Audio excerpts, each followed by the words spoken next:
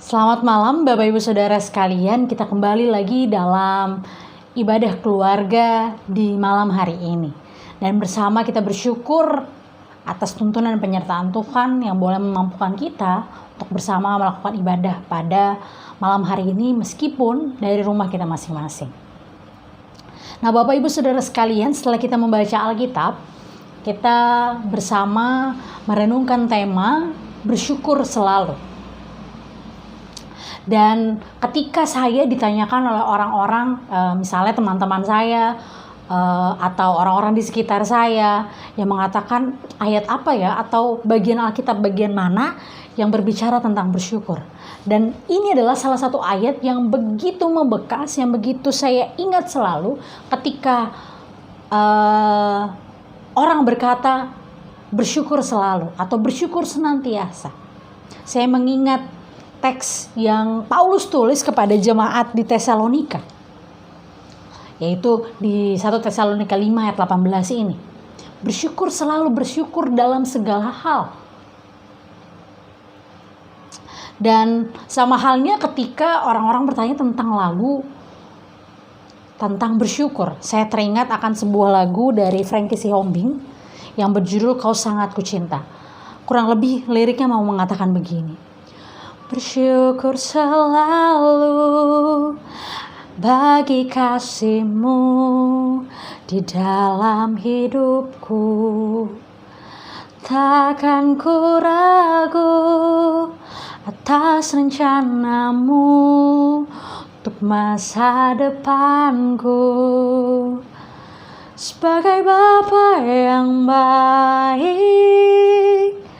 takkan pernah Kau melupakanku. Sebagai Bapa yang sangat baik, takkan pernah Kau meninggalkanku. Ku kan menari dan bersuka karena-Mu, oh Yesusku, dan ku kan minum air-Mu bagai rusa rindu. Selalu ku hidup dalam-Mu dan hidup-Mu di dalamku, oh Yesusku, Kau sangat ku cinta. Ya, Ibu Bapak Saudara sekalian, berbicara tentang ayat Alkitab, berbicara tentang lagu, tentang bersyukur, maka bagian Alkitab kita yang menjadi bacaan perenungan kita pada malam hari ini merupakan surat Rasul Paulus kepada jemaat di Tesalonika.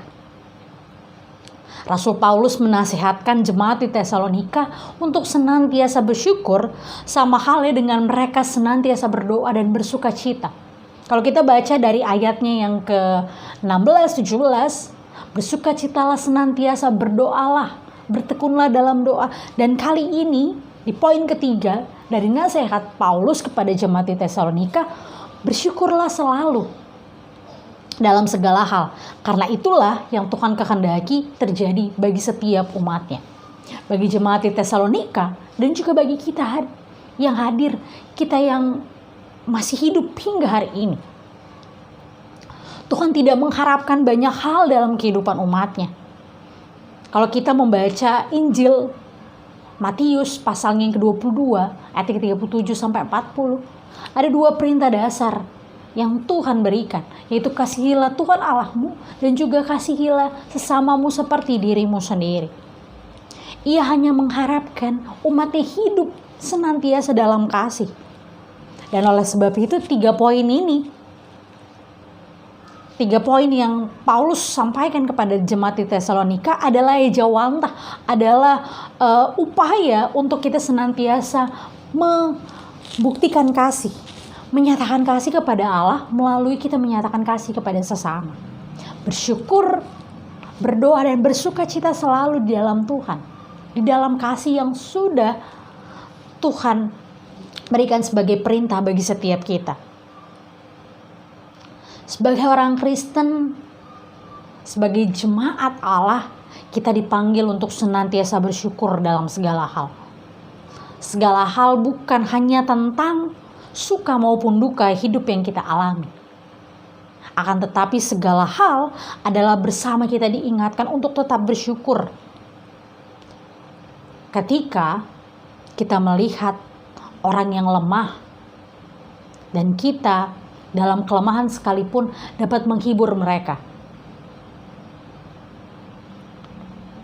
Bersyukur karena kita ada bersama-sama orang-orang yang berduka dan kita memberikan penghiburan bagi setiap mereka. Bersyukur dalam segala hal bukan hanya tentang pencapaian kita saat ini dan kegagalan orang di saat yang sama. Tetapi bersyukur adalah ketika kita mau menerima segala yang baik maupun segala yang buruk dari Tuhan dengan kesadaran akan sesama yang ada di sekitar kita. Oleh sebab itu, mari bersama nyatakan syukur, nyatakan bakti kita atas setiap rancangan yang Tuhan berikan.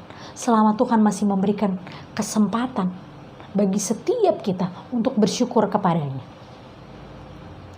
Hidup bersama pandemi menjadi jalan hidup yang Tuhan berikan saat ini. Di mana mungkin sebelum pandemi berbagai hal, segala hal mudah dan cepat untuk kita dapatkan, untuk kita lakukan. Tetapi terhalang oleh pandemi saat ini, segala hal akan sulit dan lambat sekali berjalan. Namun demikian dengan berbagai perubahan yang terjadi, kita diminta untuk tetap bersyukur kepada Tuhan.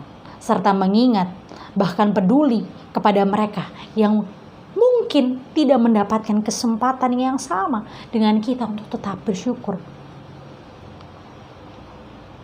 Bosan, jenuh,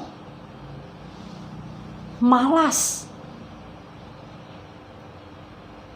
mungkin menjadi bagian kehidupan kita ketika kita hidup berdampingan dengan pandemi saat ini.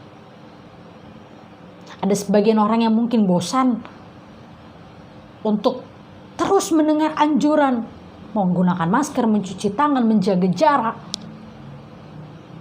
Tapi itu hal yang penting bagi kita dan juga bagi sesama kita saat ini.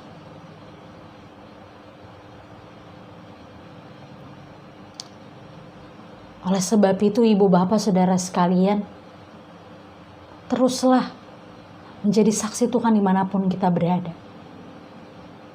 Nyatakan hidup kita adalah hidup yang berkenan, hidup yang memuliakan Tuhan lewat perbuatan, perlakuan, dan tutur kata kita. Dan ingatlah, selama Tuhan masih memberikan kita kesempatan untuk menyatakan syukurnya kepada Dia, bersyukurlah senantiasa. Bersyukurlah selalu. Puji agungkan nama Tuhan. Karena Tuhan senantiasa merancangkan yang terbaik bagi setiap umatnya. Nyatakan syukur kita, nyatakan kasih kita kepadanya, dan naikkan segala yang baik bagi Dia dengan kita mengingat sesama yang ada di sekitar kita. Tuhan memberkati kita untuk senantiasa bersyukur hanya kepada Dia. Amin.